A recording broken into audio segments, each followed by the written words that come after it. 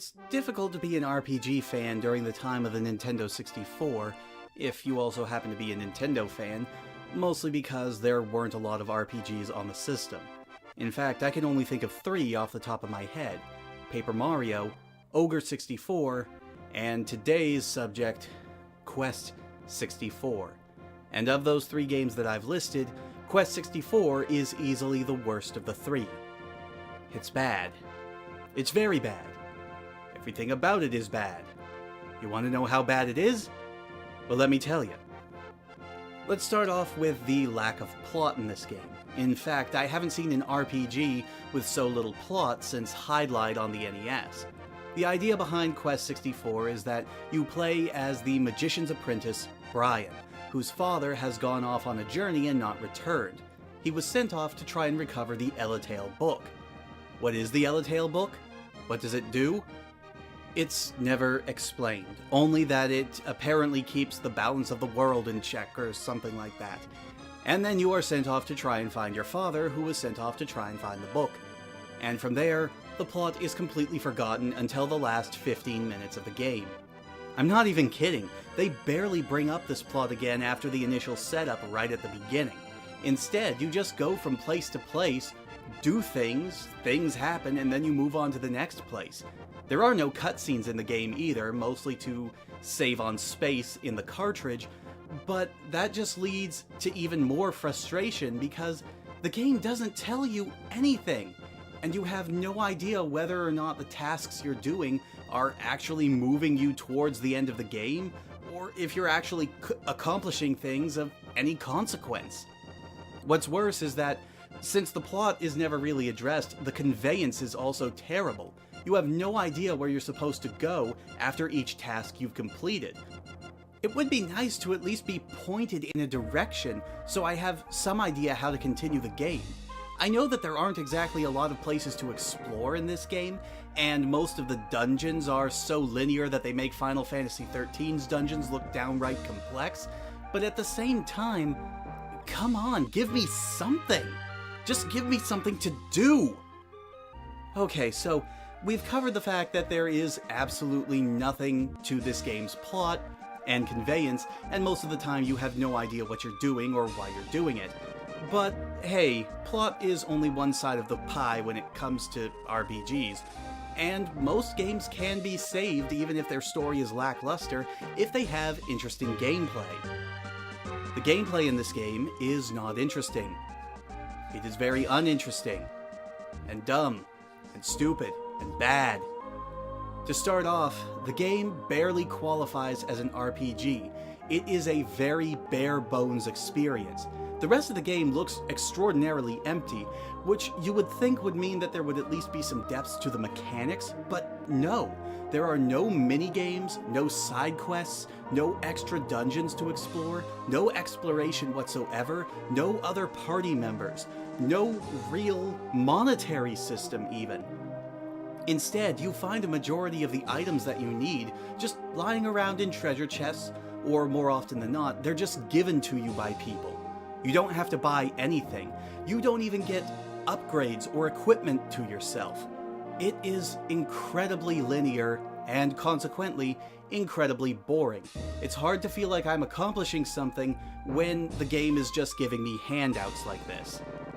Of course, that's only covering the problems that the game has in terms of its gameplay outside of battle. The actual combat system, and consequently the leveling system of the game, is where a lot of the true problems lie. When you're in combat, you have the ability to cast spells from 4 different elements: earth, wind, fire, and water. I am sorry to those who are expecting a Captain Planet joke here, but I suppose if you really want to, you can pretend that hitting things with your stick is the power of heart. Now, the thing about the leveling system and the spellcasting system is, once you cast enough spells, you level up your magic power and can choose to upgrade one of the 4 elements, up to a maximum level of 50.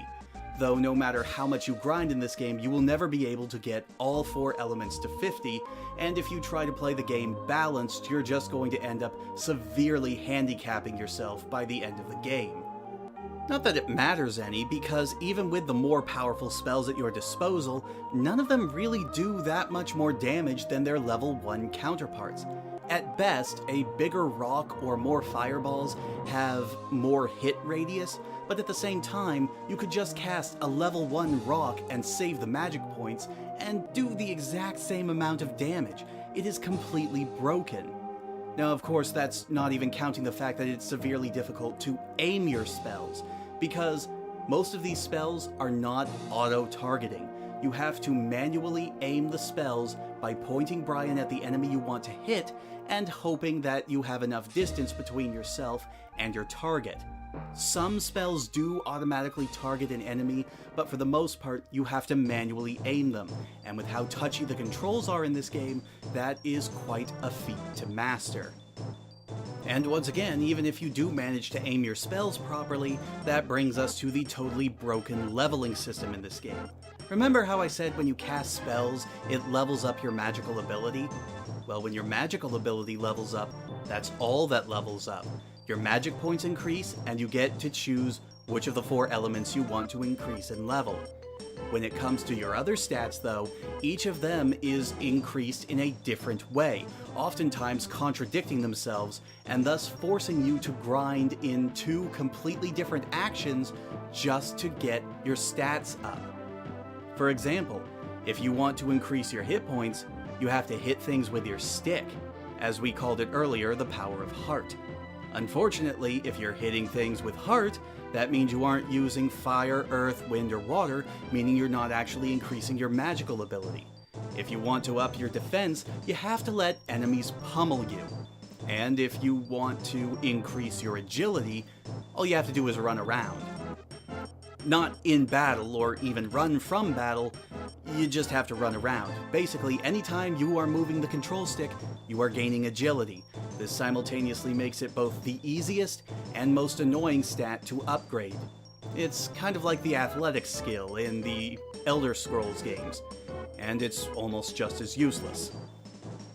With all that being said, if I did actually have to praise something in the game, it would probably be the graphics.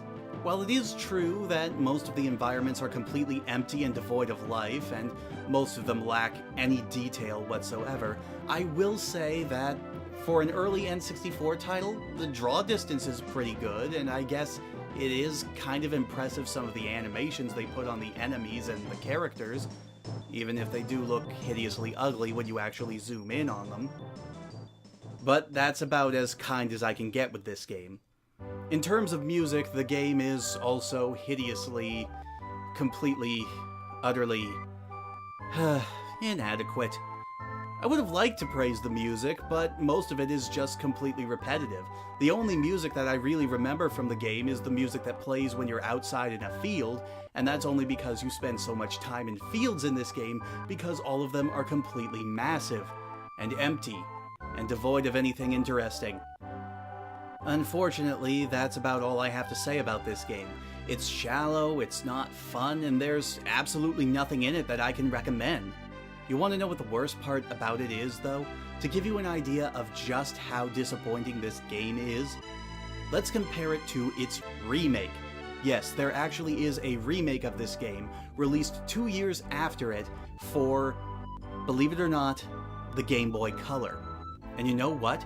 Despite the fact that the Game Boy Color version still has a lot of the same flaws that I pointed out with the N64 version, it's a much better game.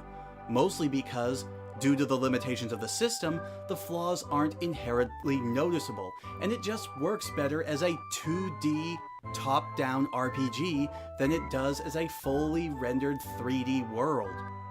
The bottom line here, if you are absolutely starved for an RPG experience on a console like the N64, do yourself a favor and invest in a copy of Paper Mario.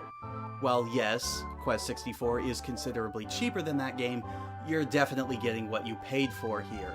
And while I would still call Paper Mario a quote-unquote simplistic game in that its mechanics are meant to appeal to a younger audience, it has pretty much everything that, well, Quest 64 lacks, like substance, and character, and a plot, and fun. Gah.